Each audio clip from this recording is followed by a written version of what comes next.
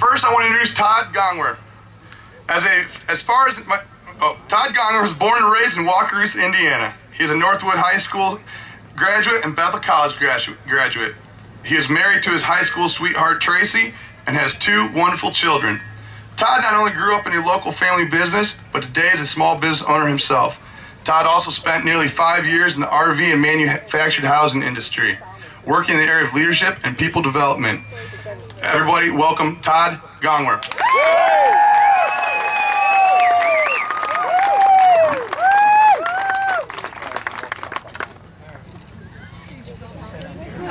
Come on, who's your farm boy? Woo! Oh, yeah.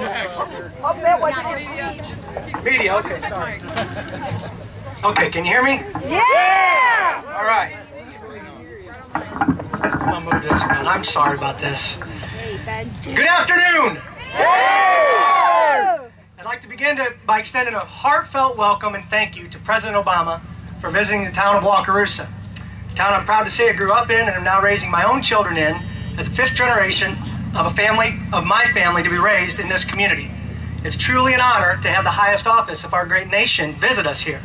And although my convictions and beliefs on key issues kept me from voting for Mr. Obama, I fully respect the President and regularly pray for God's hand to be with him. Amen.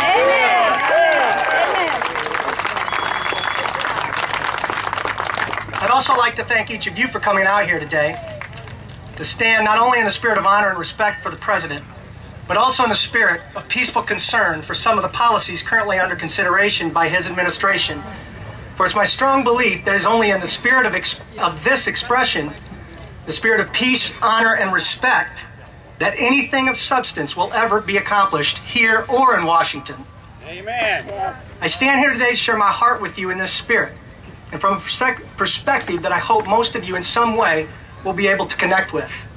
You see, although I'm in fact a small business owner, my perspective comes more from a son, husband, and father, who knows the challenges of growing up in a family business, and one who also knows the joys and pains that come with the risks of starting a business.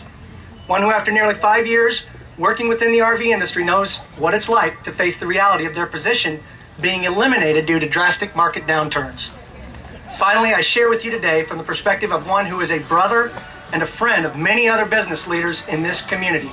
Individuals who know what it's like to put in 80-hour work weeks, who know what it's like to lay it all on the line in pursuit of the American dream, and most significantly, who know what it's like to lie awake at night, concerned not only about their own family's future, but about the future of the families they, through their own businesses, have been blessed to be able to provide for. So it's from this perspective that I express my deep concern over the potential strain the initiatives being proposed by the current administration will put on us.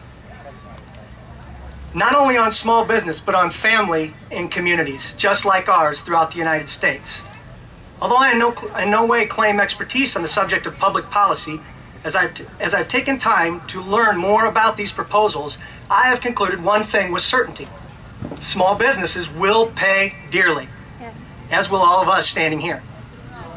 Cap and trade, card check, and healthcare reform all pose significant threats to businesses across the country, and in so doing pose threats to our communities and our families as we know them today. Because you see, businesses not only provide employment opportunities and tax revenues for local communities, they also play an integral role in the overall development of communities through voluntary support activities that improve parks, schools, youth leagues, and the like. I can only imagine what our community would be like had it not been blessed with the generosity of so many of its local businesses.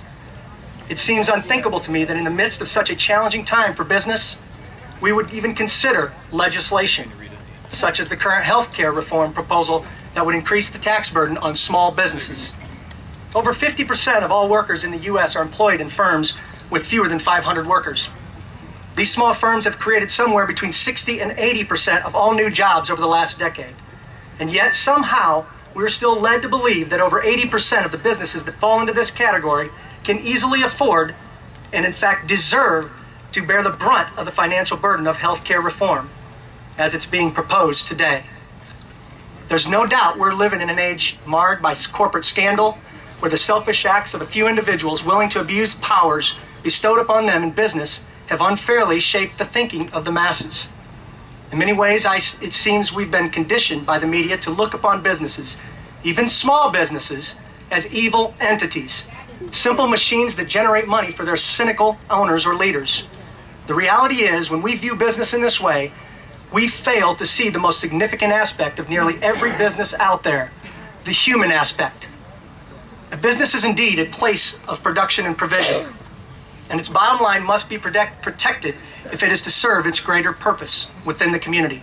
But a business is also a place where ideas put to action catapult dreams into reality. A place where people can come together to accomplish something new and exciting each day, where they can feel needed. Finally, a business is a place where people develop lifelong friendships as they share in their pursuit of something bigger than just themselves. Ladies and gentlemen, our families and communities need these businesses. Yeah.